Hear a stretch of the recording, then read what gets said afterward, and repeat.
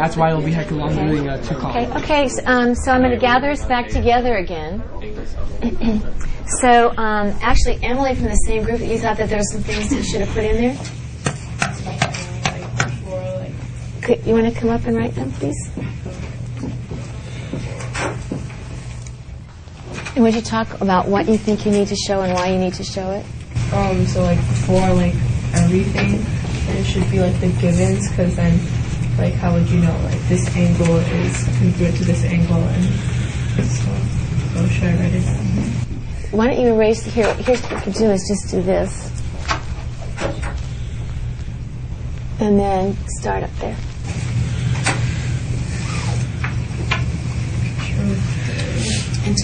And be sure, I know you have a soft voice, but speak, when you talk, speak so that everyone can hear you. So angle CED is congruent to AEB.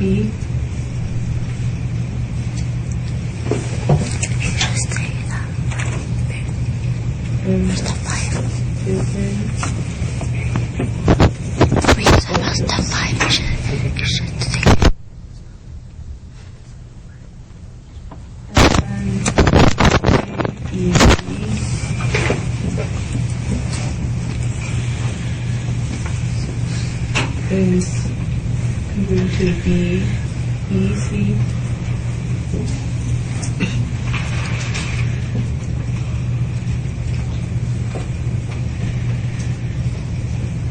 And then also this line is congruent to this line segment, and then this line congruent to this line segment.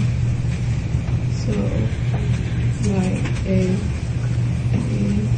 is congruent to EC.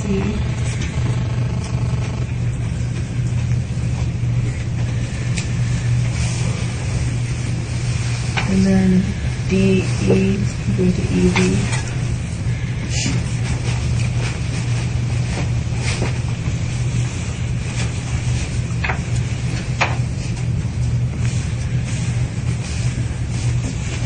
And like since we're proving that like this is a parallelogram, so I guess in the end it should be A, B, C, C is like a parallelogram for the end.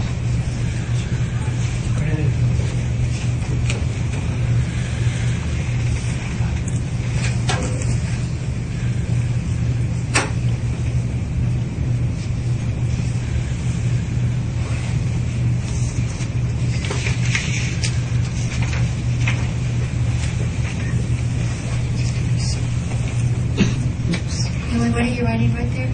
Like, because we're proving that it's like a parallelogram. Okay. So, like, I don't know, should I write that? Yeah.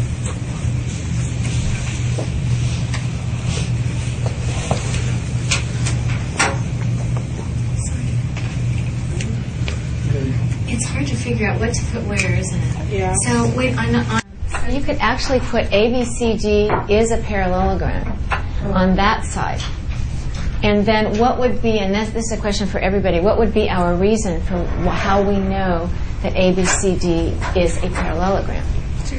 We have two sets of opposite parallel sides. How would we know? How could we justify that? Have we shown that it's a parallelogram? Okay, how do we know? Natasha? Well, because he proves that it has two parallel sides by having Excellent. So for your reason there, Emily, on why it's a parallelogram, we have two pairs of parallel sides. That's the reason, because he drew what pairs of parallel sides did you show? For the first one or the second one? What two pairs did you show? Oh, AB and BC, and then AD and BC. Okay, good. So since they've shown that there are two pairs of parallel sides in that quadrilateral, therefore it must be a parallelogram. And you know what? Remember when we have those three dots? That's what you're trying to prove. So sometimes you'll see the three dots like this. And that kind of helps you know when you're done. That means therefore. and that's your final statement. You don't use this until the very end. That's just tradition, and you don't have to use it. And then, like I told you, my favorite geometry teacher on the other side at the end wrote, ta-da. That means we did it. All right. There are other ways of doing it. Do you remember the other ways I told you when you're done?